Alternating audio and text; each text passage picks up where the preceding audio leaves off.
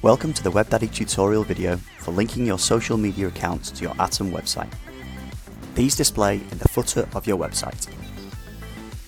Make the most of your social media profiles by linking them to your website so that users can like and share your website content. When these have been added to the VIA software, the links will output from icons in the footer of every page of your website underneath your company logo. Once you have logged into the VIA software, you'll need to navigate to the left-hand side of the dashboard and click on the Settings tab. Now select the third option down called Website. This will open a dashboard to the right of the screen. You'll now need to double-click on the Onyx Config button, which will open a new tab with all your settings. You'll need to scroll down the list of options until you find the Social Media Options section. Here you'll see the different social media platforms that you can add your profile.